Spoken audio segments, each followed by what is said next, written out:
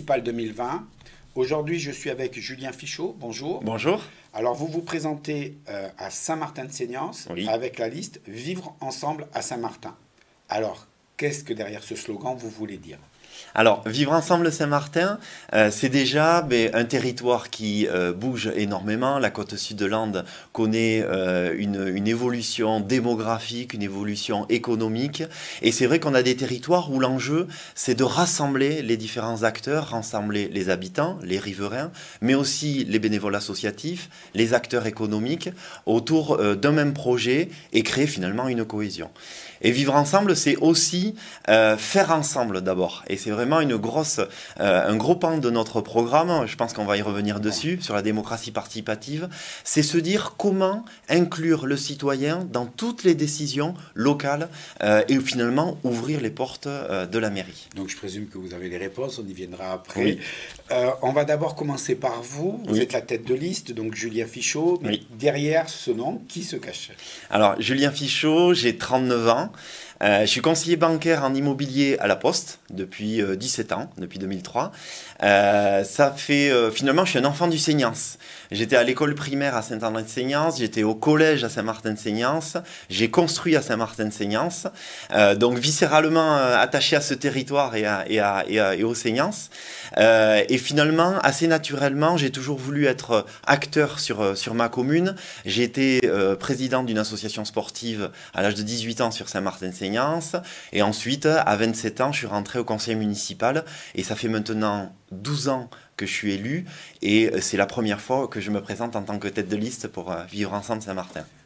Et comme vous dites, déjà vous avez commencé tôt, oui. Donc vous êtes jeune, mais en plus vous avez un avantage, l'air de rien, c'est que vous avez été au début sur la liste majorité, oui. Et puis après, actuellement, vous êtes sur la liste d'opposition. Est-ce que d'avoir connu les deux côtés, vous pensez que c'est un plus pour vous? Alors c'est un plus parce que finalement, ça nous force à nous remettre en question constamment. C'est vrai que quand on est dans un esprit majoritaire, on avance, on développe les projets, on met en place collectivement ce programme. Dans l'opposition, il faut trouver le juste positionnement, le juste positionnement et essayer d'œuvrer quand même pour sa commune, tout en étant le plus constructif possible. C'est ce qu'on a essayé de faire sur les 6 années passées en organisant des ateliers citoyens, des budgets participatifs pour montrer quelque chose de positif par rapport à ce qu'on peut appeler plutôt une minorité plutôt qu'une opposition. Intéressant comme rectificatif. Là, qu'est-ce qui fait que vous voulez être tête de liste, de passer du groupe à le fait que ce soit vous, tête de liste? Qu'est-ce qui vous a motivé? Alors, ce qui m'a motivé clairement, c'est le collectif. C'est vrai qu'aujourd'hui, on a un groupe de 29 candidats, donc 14 femmes, 14 hommes, avec une diversité des profils. On a une enseignante, un médecin, un employé, un étudiant. Et c'est vrai que moi, ces 6 années justement passées dans la minorité m'ont motivé justement pour proposer un projet réellement collectif, avec une volonté d'œuvrer pour Saint-Martin. On n'a pas d'étiquette politique, on n'a pas d'enregistrement d'encartement politique, aucun des 29 candidats n'a d'encartement politique, on a des sensibilités, j'ai ma propre sensibilité, elle est connue, je suis de sensibilité de gauche, les valeurs d'écologie, de culture, de démocratie sont fortes pour moi, il n'empêche que la priorité, c'est Saint-Martin-de-Seignances. Alors, est-ce que dans le choix des 29, je présume que le groupe était beaucoup plus large, il y a eu une manière un peu particulière de regarder pour les sélectionner? Alors oui, c'est vrai que nous, ça fait maintenant 1 année qu'on travaille collectivement à ce projet. On est parti d'un groupe plus étoffé pour justement avoir des remontées du terrain finalement. Et très tôt, on a organisé un audit citoyen avec tous les habitants de la commune où on leur a posé des questions simples, ouvertes, sur leur ressenti sur leur commune. Parce que finalement, l'échelon local, c'est le plus simple. Tout le monde peut s'exprimer. Tout le monde a un avis sur les écoles, sur les routes, sur les associations. Donc nous, la volonté, ça a été également de contacter tous les responsables associatifs pour aller les écouter. On a rencontré des responsables d'entreprises. Et finalement, aujourd'hui, on se retrouve avec un parcours qui a été cohérent du début jusqu'à la fin, puisque le programme n'est pas arrivé comme ça. Il est venu après un temps d'écoute. Alors, on va démarrer le programme, puisque justement, ce que vous venez de dire montre bien la volonté que vous avez avant et puis après de continuer, Oui. c'est, vous l'avez dit en début d'interview, la démocratie participative. Oui. Alors aujourd'hui, c'est un mot qu'on entend beaucoup. Pour vous, qu'est-ce qu'il y a derrière? Alors, la démocratie participative, déjà, c'est un constat. Aujourd'hui, on a un nombre de votants qui baisse d'élection en élection. On a une difficulté pour faire rentrer le citoyen dans le process de décision locale. Donc d'abord, nous, notre volonté, c'est de mettre en place des conseils citoyens participatifs, c'est-à-dire une instance qui soit à côté des conseils municipaux pour favoriser la prise de décision des citoyens. Dans ces conseils citoyens, il y aura des élus, il y aura des techniciens et il y aura des citoyens tirés au sort, formés et volontaires. Derrière, c'est également la volonté de mettre des élus référents par quartier pour aller vraiment en lien et donner du lien entre les citoyens et la mairie. Ça va demander une organisation. Vous allez le faire très régulièrement. Comment, voilà, comment techniquement vous pouvez faire quelque chose comme ça? Alors en fait, on s'est donné des repères. On a souhaité que dès qu'il y avait un projet de 300 000 euros minimum, il y avait un conseil citoyen participatif qui serait monté. Derrière, de la même manière, on veut mettre en place une commission des avant-projets immobiliers. C'est assez simple, c'est la même démarche que les conseils citoyens. C'est pour chaque projet immobilier qu'il y ait un groupe d'élus, de techniciens, d'architectes et de citoyens qui reçoivent les promoteurs et les constructeurs pour travailler avec eux leur projet immobilier. Là, je rebondis, c'est la charte que vous voulez mettre en place Oui. au niveau de l'urbanisme. Tout à fait, voilà. C'est ça, vous voulez qu'il y ait une logique. Comme on le disait tout à l'heure, Saint-Martin est un peu comme toute la côte sud des Landes dans une dynamique démographique et c'est une chance pour nous, pour nos territoires, c'est une richesse pour nous. À nous d'accompagner ça par une charte d'urbanisme pour donner de la cohérence architecturale à tout cela. Une charte d'urbanisme, ça va donner des repères dans la négociation, dans les relations entre le maire et le conseil municipal et les promoteurs et les constructeurs. Avoir des repères sur l'environnement, avoir des repères sur le vivre ensemble, avoir des repères sur aujourd'hui comment on habite notre ville et notre village. Alors, on va profiter, puisqu'on est, une fois que la charte est faite, il y a aussi des bâtiments à rénover, il y a un gros travail à ce niveau-là que vous voulez entamer. Oui, au niveau urbanistique, nous, on a eu deux enjeux derrière en plus de cette charte d'urbanisme pour donner la cohérence. C'est mettre en avant un écoquartier pour mettre l'environnement au cœur de notre développement urbanistique. Ça, c'est vraiment quelque chose d'essentiel. On le voit aujourd'hui, on est sur le Seignan, sur un territoire à énergie positive. C'est des démarches et une volonté qu'attendent les citoyens sur la rénovation énergétique, sur la rénovation des bâtiments. Et derrière, aspect aussi important quand on parle d'urbanisme, c'est les déplacements. Voilà, la volonté sur les déplacements collectifs, sur les déplacements doux, d'avancer fortement pour faire vivre nos territoires d'une manière cohérente. Donc, qui dit territoire, déplacement, il y a aussi le visuel, l'entretien des espaces verts. Pour vous, c'est quelque chose qui mérite plus d'attention. Oui, aujourd'hui, c'est une attente des habitants. Créer des espaces verts, créer des lieux de vie avec la nature. Aujourd'hui, Saint-Martin, c'est 60% de terres agricoles, c'est beaucoup de forêts. Donc, les habitants ont une attention sur ce qui fait sens sur notre village, ce qui est la force de notre village. Donc à nous, en tant qu'élus, de respecter tout cela, d'entretenir au mieux tout en ayant des éco-actions. Aujourd'hui, on doit être force de proposition en tant qu'élu sur tous ces sujets-là. Et notamment le zéro phyto et avancer sur toutes ces exigences qu'on doit avoir au niveau environnemental. Alors je rebondirai dans 2 minutes sur le fait de l'agriculture dont vous m'avez parlé, puisque vous voyez où je vais vouloir aller. Mais avant, puisqu'on est dans les bâtiments, on va parler de la bibliothèque. Là, pour vous, il y a un travail à faire. Oui, en fait, au niveau culturel, tout à l'heure, on parlait du vivre ensemble. Pour nous, le vivre ensemble, c'est évidemment la culture. La culture, c'est avoir des émotions finalement ensemble. Pour avoir des émotions ensemble, nous, la priorité dans notre programme, ça sera de rattraper le retard sur les lieux culturels saint-martinois. Agrandir la bibliothèque pour en faire un lieu pour mieux accueillir les Saint-Martinois. Rénover la chapelle du Quartier Neuf, qui est un lieu patrimonial important de la commune. On veut le rénover pour en faire un lieu d'exposition et de création pour les artistes. Et enfin, créer un lieu, une salle culturelle de 350 places à vocation donc culturelle et conviviale. Là, la culture va avoir... Oui, tout à fait. On y reviendra parce que là, on parlera de la communauté de communes parce qu'il y a des actions qui vont ensemble. Tout à fait. Mais on va parler de l'agriculture, puisque dans votre programme, moi, ça me parle quand on dit bien manger. Donc, Oui. allons-y. Comment on Alors, mange bien à Saint-Martin?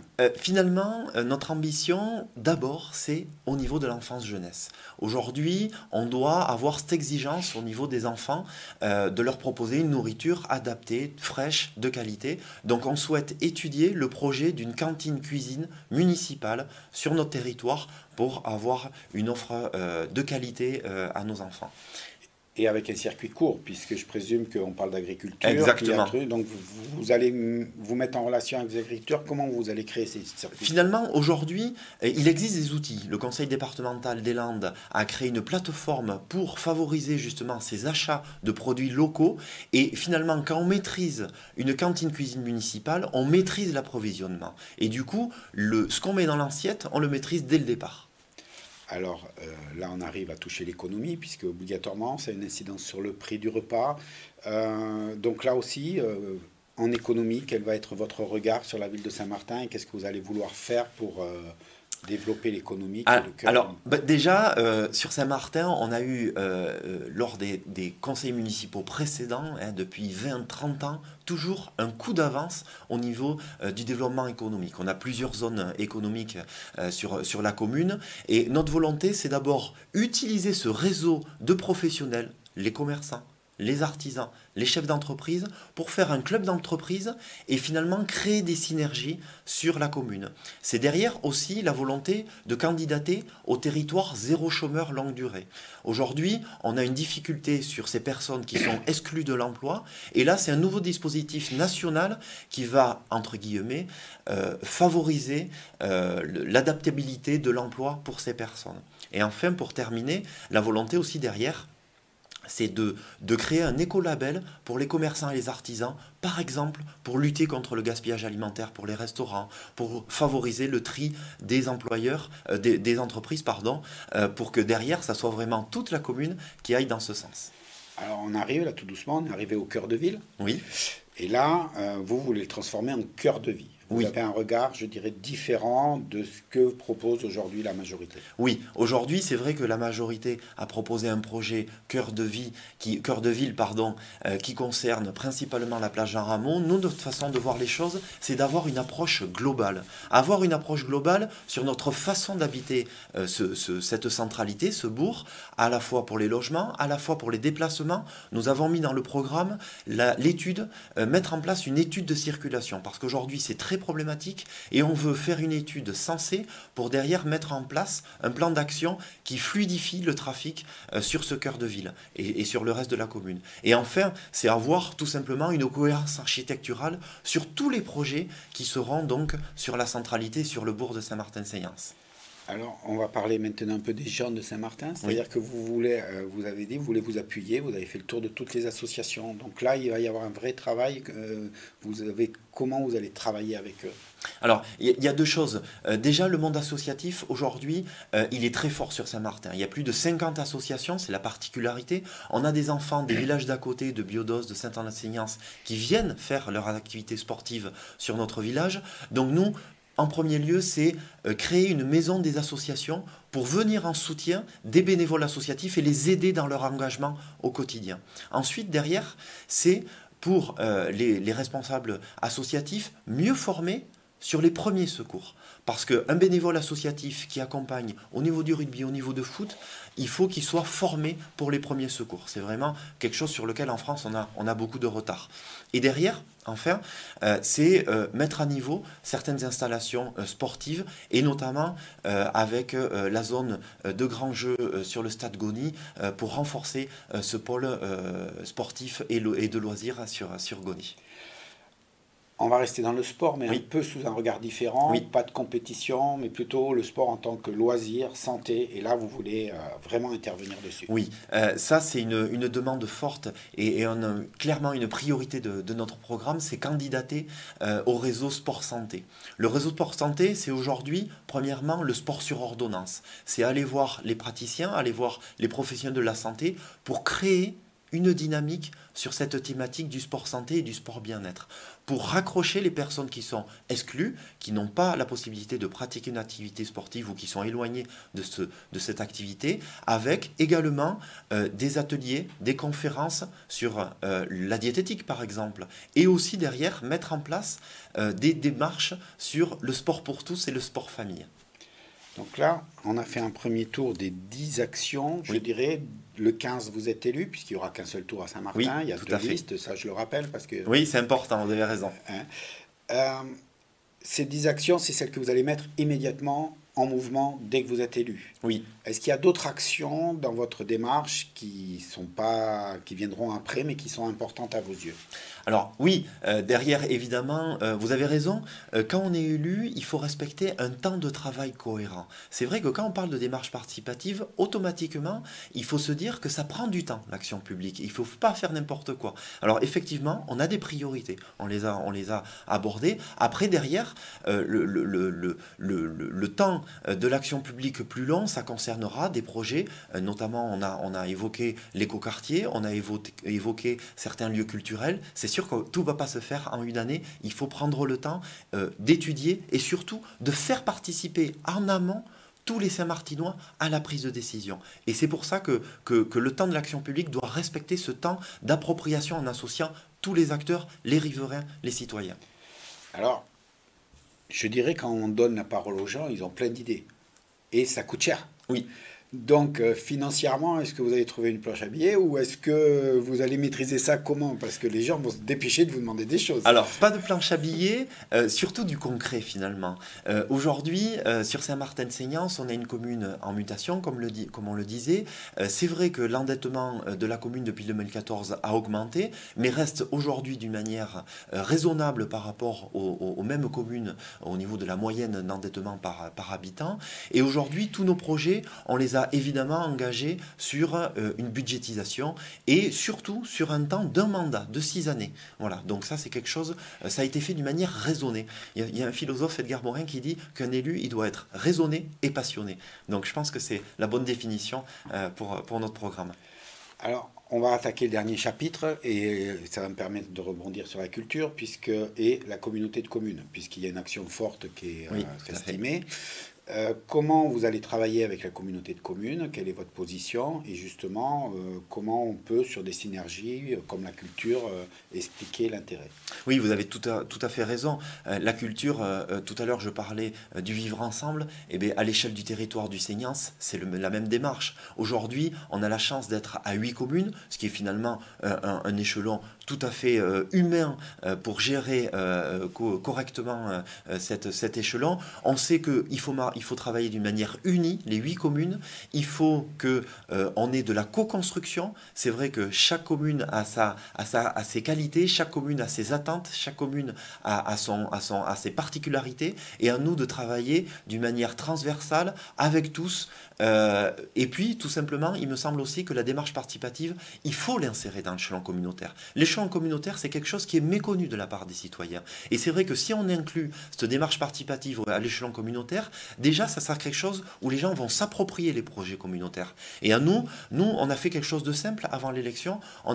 J'ai été rencontrer les 7 maires du Seignance pour justement montrer notre volonté de travailler collectivement au niveau du Seignance.